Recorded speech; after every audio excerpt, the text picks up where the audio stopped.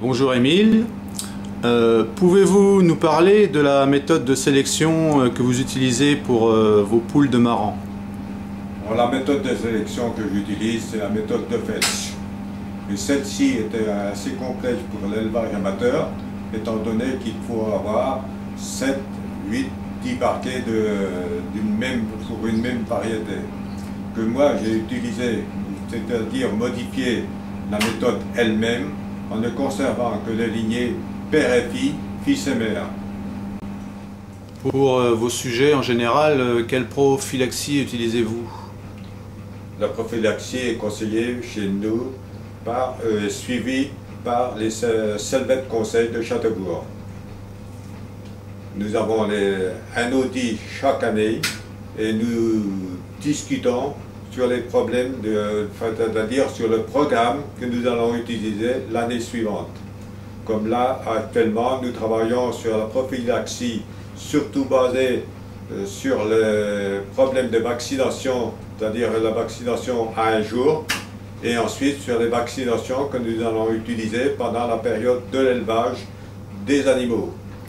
Sur la vaccination à un jour, nous faisons le vaccin Marek congelé avec le Combereau. C'est le Combereau, pourquoi? Parce que le Combereau n'est pas dangereux dans l'élevage amateur. Mais si on n'utilise pas le Combereau, par exemple un jour, le vaccin Marek ne sert pratiquement à rien parce que les poussins sont très mal immunisés avec le Marek seulement.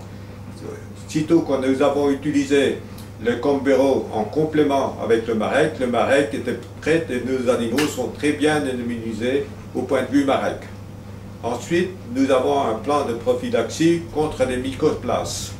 Nous avons à notre disposition des vaccins que nous n'utilisions pas jusqu'ici et nous avons donc en contrepartie un programme de prophylaxie spécifique aux mycoplasmes. C'est-à-dire que tout un programme sur toute l'année est conclu et fait de façon à éviter les mycoplasmes sur nos animaux. Il faut savoir que le mycoplasme se transmet par l'œuf de consommation, donc il nous faut intervenir sur l'œuf, donc sur les reproducteurs. Donc nous avons un programme d'antibiotiques, pro-antibiotiques pendant la période de reproduction et qui se poursuit donc par la suite.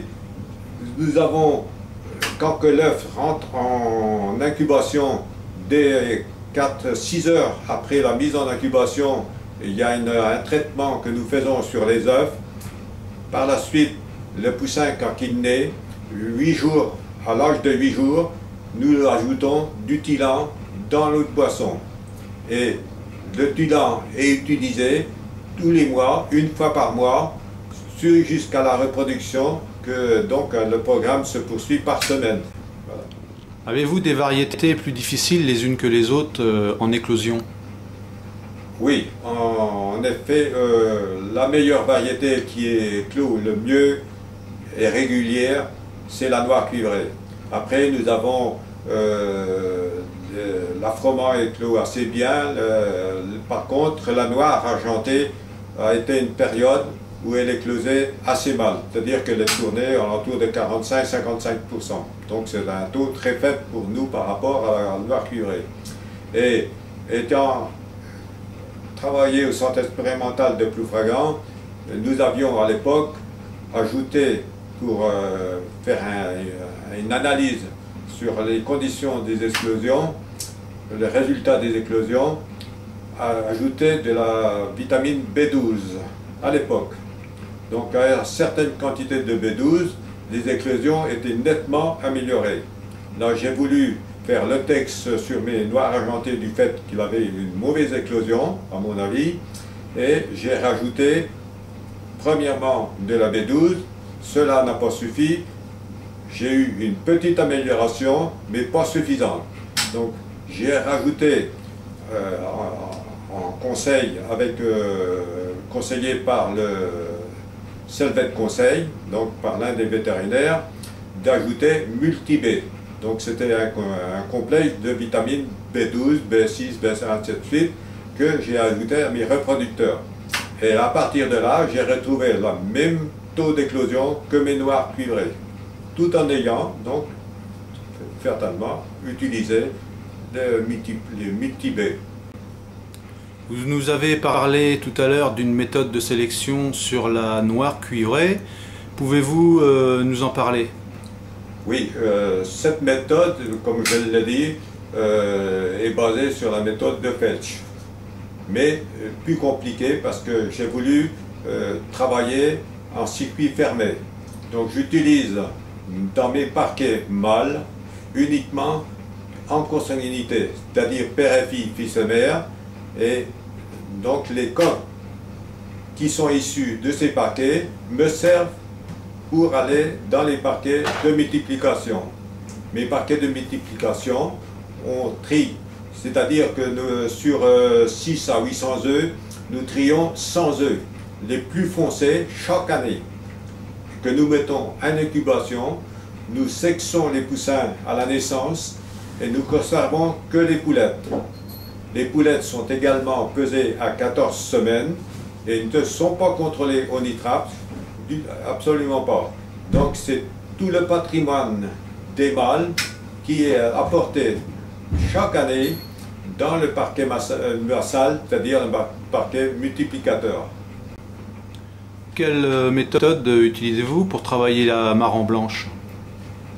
La marron blanche est travaillée totalement différente par rapport à la noire cuivrée.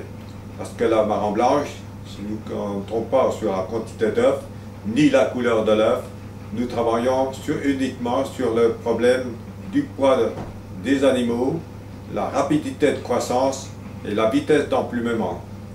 Donc, le poids des animaux est toujours le même, analysé avec le polygone de fréquence, c'est-à-dire à la suite de la pesée des animaux. Et ici, nous pesons les animaux à 8 semaines et à 14 semaines. Et à chaque fois, nous éliminons tout ce qui est en dessous de la moyenne.